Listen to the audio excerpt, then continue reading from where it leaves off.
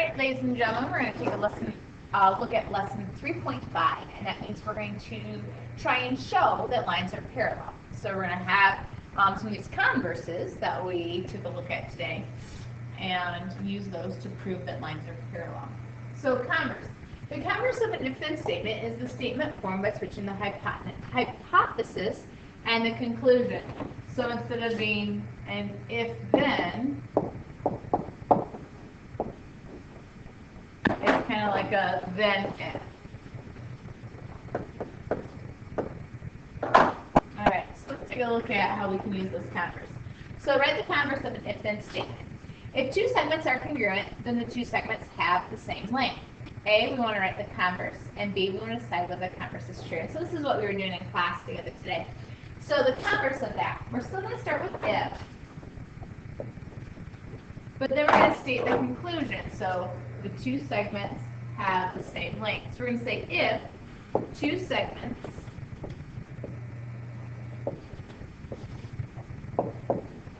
have the same length,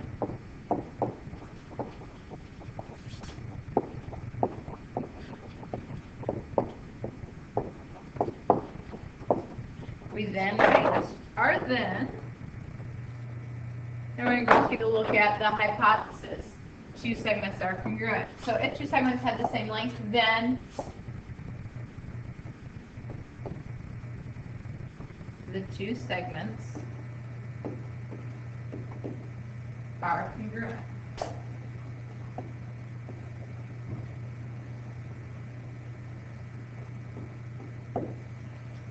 That's all we have to do for a converse. Now we have to decide if it's true. So, if two segments have the same length, are they congruent? And the converse of this one is a true statement. Alright, now to postulate 8. Once again, ladies and gentlemen, the number here is not important, but what's remembering is that we have this corresponding angle postulate. So, what we've basically done now,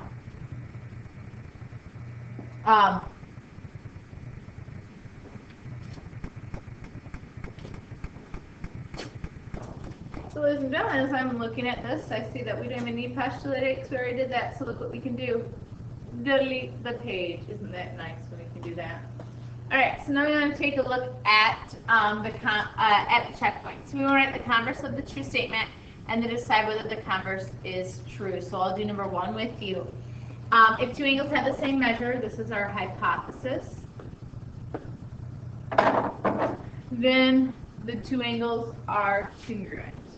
This is our conclusion. So when we do our converse, we're going to start with if, but I'm going to state the two angles are congruent.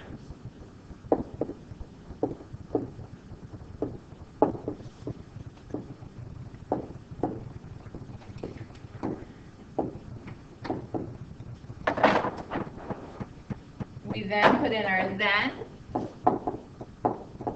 and we go and pick up the hypothesis. Then the two angles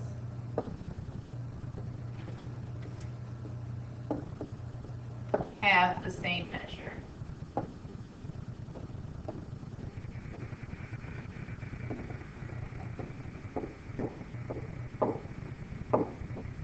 Is that true or false? Well, that is true. Now, ladies and gentlemen, these are what I'm calling do now, and we will check in class. Now, the last couple of times we've done this. Oh, I forget to go back and redo them, so I cannot stress enough. Pause the video right now. Do 2 and 3 so you don't forget to do them. All right? Those need to be done when you come to class tomorrow. All right, so let's take a look at how we're going to use this idea of converses with our postulates. So if two lines are cut by a transversal, this is postulate number 9. It's our corresponding angle of converse. So that corresponding angles are congruent, then the lines are parallel.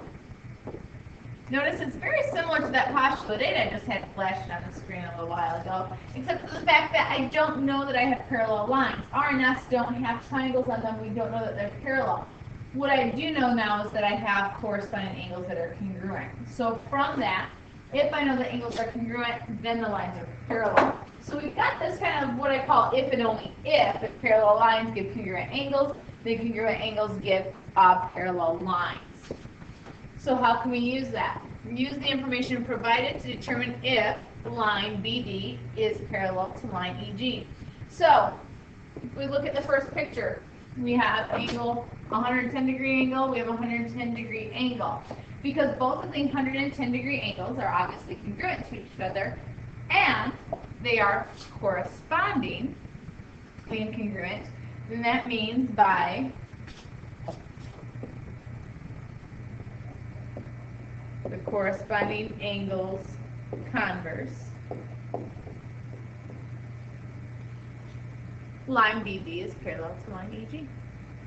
If we look at B, all I have is one angle measure. I have nothing else. I don't know any other main measures, so not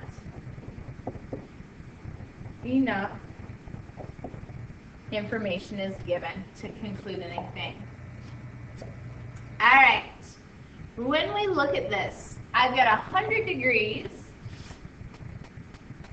and I've got 80 degrees. Now, there's nothing special about those two angles. They don't have any special relationship. But what I do know is that this angle has to be 100 degrees because these two angles form a linear pair. And when I do that, that means I no longer have to focus on the 80 degree angle, but I can focus on these two 100 degree angles. So what I can conclude is that angle EFG is congruent, EFC, I need to look at my diagram. EFC, this angle right here, is congruent to the 100 degree angle. So by our corresponding angle converse,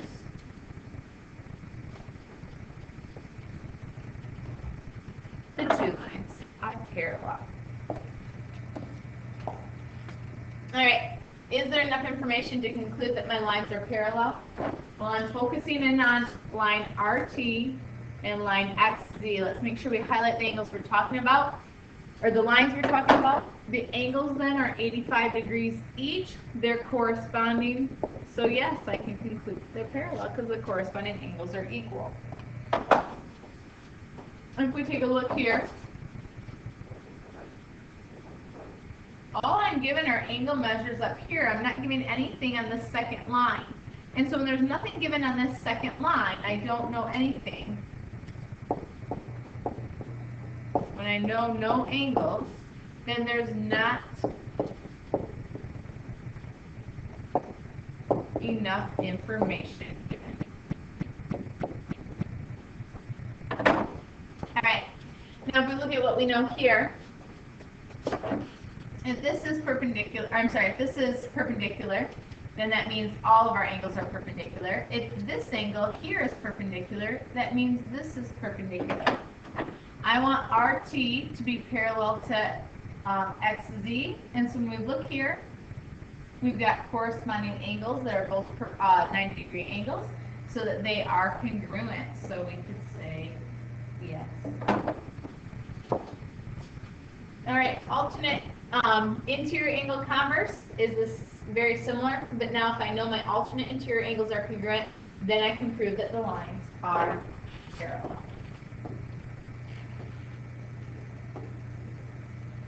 All right, let's take a look at what we use for that.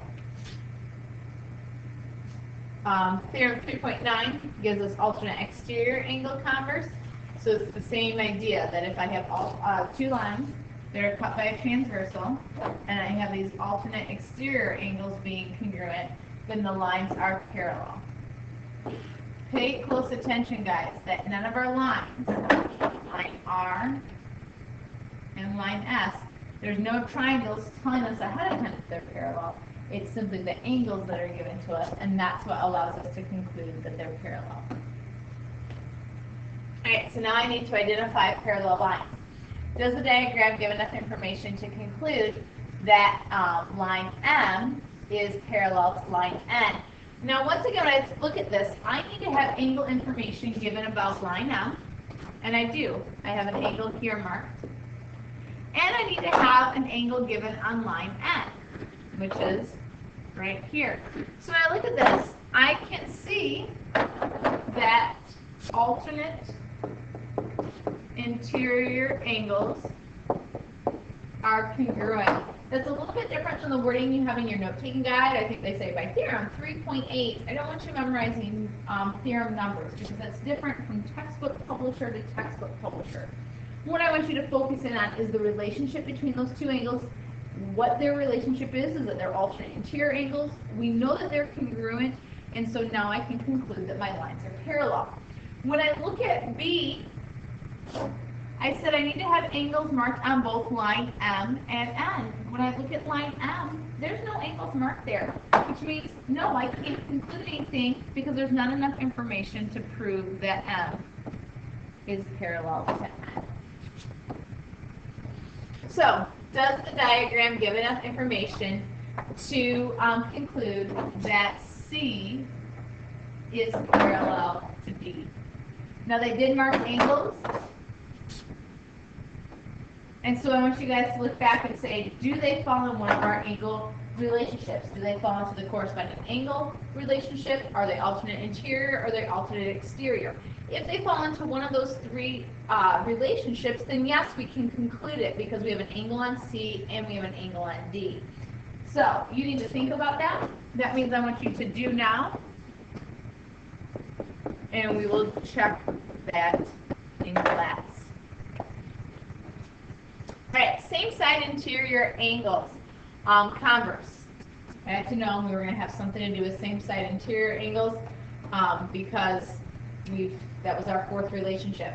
So two lines are cut by a transversal so that the same side interior angles are supplementary. SSS, same side supplementary. Then the lines are parallel. That's our fourth relationship among these angles and parallel lines. So if the measure of angle 3 plus the measure of angle 5 equals 180 degrees, that's the only time we're using 180 in these relationships is if they are same side interior. So let's take a look at how we can use this. The follow-up, this lesson gives you 4 ways to show that two lines are what? I want you to fill in that blank, and then we will check in class. Should be pretty obvious if you've been listening to what I say. All right, use the same side interior angles converse. Find the value of x so that J is parallel to K. So I want J to be parallel to K. So I'm going to highlight J, I'm going to highlight K. They then give me two angles, and I'm going to highlight those two angles. When I looked at my marked angles are same side interior.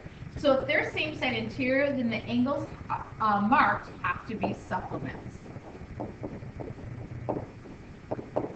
That's the only way to prove that given those two angles. So that means 2x plus 80 has to equal 180. I'm going to subtract the 80 from each side. And I get 2x equals 100, and then divide each side by 2.